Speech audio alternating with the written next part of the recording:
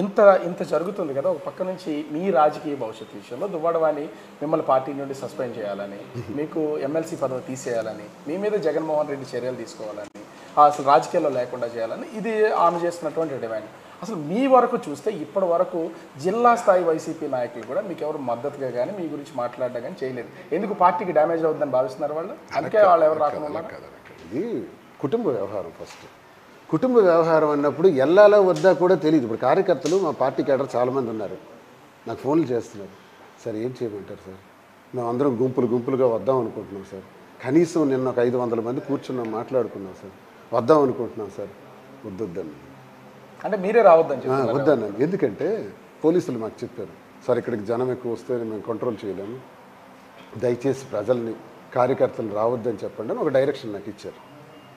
అలాగే మహిళా సంఘాలు కూడా వస్తాయి, వద్దు సార్ రావద్దని చెప్పారు. నేను ఏమనుకున్నానంటే సర్లే ఆయన ఎందుకు చెప్పారు, మనము ఇప్పుడు ఇన్ని ప్రాబ్లమ్స్లో అవన్నీ ఎందుకు, క్యాడర్కి నేను చెప్పానంటే వద్దని చెప్పాను. ఎందుకు చెప్పానంటే వాళ్ళకు మొహమాటం ఉంటుంది. అవతల ఆవిడ వాణి, యువతల శ్రీను, ఈ వాణి శ్రీనుల మధ్య మా పరిస్థితి ఏంటనేది ప్రతి ఒక్కడికి ఉంటుంది. కానీ వైవి సుబ్బారెడ్డి కూడా ఒక చిన్న కామెంట్ చేస్తారు, అది వాళ్ళ కుటుంబ వ్యవహారం, మేమేమి దీనిలో కలగజేసుకోకూడదు. అంటే పార్టీకి సంబంధించిన గ్రాఫ్ స్లోగా, ఇప్పుడు దువ్వాడ సీను అంటే ఏదో ఆర్డినరీ పర్సన్, ఎవరికి తెలియనటువంటి వ్యక్తి కాదు. మీలాంటి వ్యక్తి విషయంలో కలగజేసుకుంటే పార్టీ ఇంకా కొంచెం డ్యామేజ్ అవుతుందని అధిష్టానం భావిస్తుంది. అంటే సరే కుటుంబ వ్యవహారం అయినప్పుడు జగన్మోహన్ రెడ్డి గారు, సాక్షాత్ జగన్మోహన్ రెడ్డి గారు మా ఇద్దరిని 5 సార్లు కూర్చోబెట్టారు. ఈ అవకాశం ఈ భూమి మీద ఎవరికి రాదు. జగన్మోహన్ రెడ్డి గారు ఆయన మాకు 5 సార్లు కూర్చోబెట్టి ఇద్దరిని నచ్చజెప్పారు. ఇద్దరిని నచ్చజెప్పిన తర్వాత కూడా ఆమె తీరు మారలా. ఆమె తీరు మారినప్పుడు ఇప్పుడు మాత్రం అధిష్టానం ఏం చేయగలుగుతుంది? సీను గొడవ మాకు తెలిసిందే, ఆమె గొడవ కూడా మాకు తెలిసిందే, 2 సంవత్సరాల నుంచి మేము చూస్తున్నదే. ఏం చేయగలుగుతాం? ఆ దేవుడే వీళ్ళకి రక్షించాలి అనుకుంటారు. ఎన్నికల ముందు కూడా ఒకటి మనము అంటే సందర్భం కాకపోయినా కూడా అంటే అనంతబాబు ఒక హత్య చేసి డోర్ డెలివరీ చేశారు. దాని తర్వాత జరిగినటువంటి ఎన్నికల్లో దాని ప్రభావం ఎక్కువ కనపడింది. ఇప్పుడు కూడా చూస్తే అటు విజయసాయిరెడ్డి శాంతిల వ్యవహారం విషయంలో ఎక్కువగా పార్టీకి డ్యామేజ్ జరుగుతుంది. ఇప్పుడేమో దువ్వాడ సీను వాణి మధ్యలోనేమో మాదిరి, ఇది కూడా ఒక వ్యవహారం జరుగుతుంది. కాబట్టి దాంట్లో మనం కలగజేసుకునే కంటే కామ్గా ఉండడం బెటర్ అనేది మీ వైసీపీ అధిష్టానం భావిస్తుంది అని అనుకోవచ్చా? లేకపోతే వాణి చెప్పిన దాని ప్రకారం మేము చర్యలు తీసుకునే అవకాశం కూడా ఉంటుంది? అలా అనుకుంటే ఇన్నిసార్లు 5 సార్లు పార్టీ ఇన్వాల్వ్ అవ్వదు, 5 సార్లు మా కుటుంబాన్ని కూర్చోబెట్టి నచ్చజెప్పదు. ఆవిడికే టికెట్ సరే నువ్వు పోటీ చేయని ఆవిడికి చెప్పదు.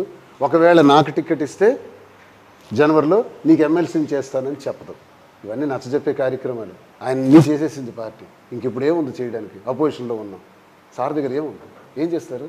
భరోసాగా ఉండగలరు తప్ప. మీ ఎమ్మెల్సీని రద్దు చేయాలనే అసలు దువ్వాడ వాణి మేజర్ డిమాండ్ కనపడుతుంది. ఎందుకు సార్ అసలు మీ ఎమ్మెల్సీని రద్దు చేయడం వల్ల ఆవిడ కలిగే లాభం ఏంటి అసలు? ఇప్పుడు మీరు లైన్లోకి వచ్చారు, ఇప్పుడు వాణి కూడా లైన్లోకి వచ్చింది.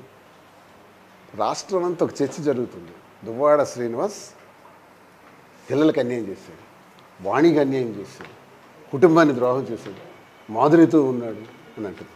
ఇప్పుడు దువ్వాడ వాణి విచిత్రంగా ఏం చెప్తుందో తెలుసా మీడియాలో, నువ్వు పలాసలో ఉండు, మాధురితో ఉండు, టెక్కల్లో మాత్రం ఉండకు. ఇప్పటికి కూడా నిన్న వచ్చినాయి కదా, నిన్న చాలా ఆవిడ స్టేట్మెంట్స్ వచ్చాయి, నువ్వు ఎక్కడైనా ఉండు, ఇక్కడ మాత్రం ఉండకు అంటూ. ఇంకోసారి ఎమ్మెల్సీగా అతనికి తీసేయాలి, పార్టీ నుంచి సస్పెండ్ చేయాలి. అంటే నీ డిమాండ్ ఏంటి? నేను ఎమ్మెల్సీగా ఉండకూడదనా? నేను పార్టీ నుంచి సస్పెండ్ చేయబడాలనా? నేను ఇక్కడి నుంచి వెళ్ళిపోవాలనా? ఏంటి వస్తుంది? ఇల్లు వస్తుంది. ఎందుకు ఇల్లు కూడా కాదు, ఈ ఇంటితో పాటు దువ్వాడ శ్రీనివాస్ని ఇంటి నుంచి బయటికి పంపించగలిగితే అప్పుడు తాళం వేసింది కదా ఆ ఇంటికి తాళం వేస్తే నేను నడి రోడ్డు మీద ఉండిపోయాను కదా, చెట్ల కింద గట్ల కింద. ఎందుకు దువ్వాడ శ్రీనివాస్ని ఇంటి నుంచి బయటికి పంపించాలి, రోడ్డు మీద నిలబెట్టాలి?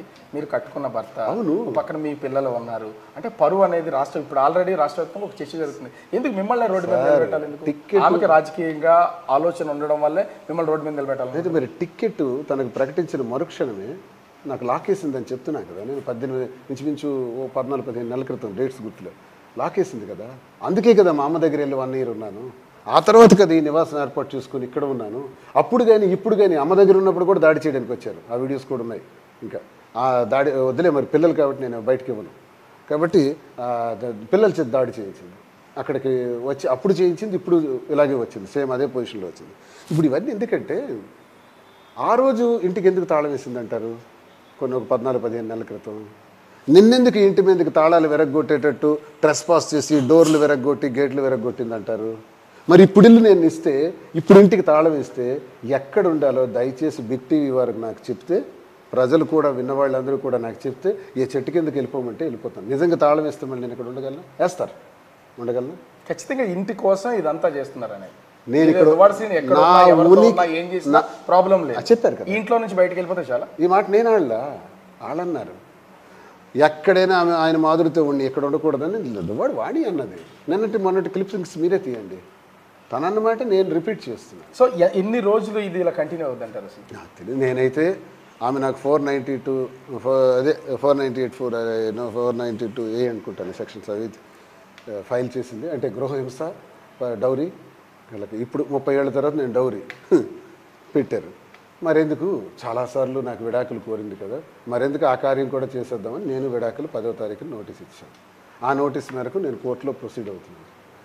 ఒకటే మీకు నేను చెప్పదలిచేది ప్రజలకు కూడా, వాణికి నాకు విడాకులకి సంబంధించిన ఏర్పాట్లన్నీ నేను కోర్టులో ప్రొసీడ్ అవుతున్నాను. ఆమె నా మీద గృహహింస చట్టం, డౌరీ హెరాస్మెంట్ చట్టం పెట్టిన సందర్భంలో ఇప్పుడు వాళ్ళు వెళ్ళి కోర్టులోకి వెళ్ళి తేల్చుకోవాలి. వాళ్ళ వ్యవహారం కోర్టులో తేల్చుకోవాల్సిన పరిస్థితి నుంచి ఇక్కడొచ్చి ఎంతసేపు ఉన్నా పనికిరాదు. ఎందుకంటే ఎఫ్ఐఆర్లు కూడా అయిపోయాయి. ఎఫ్ఐఆర్లు అయిపోయినప్పుడు ఇంకా కోర్టులో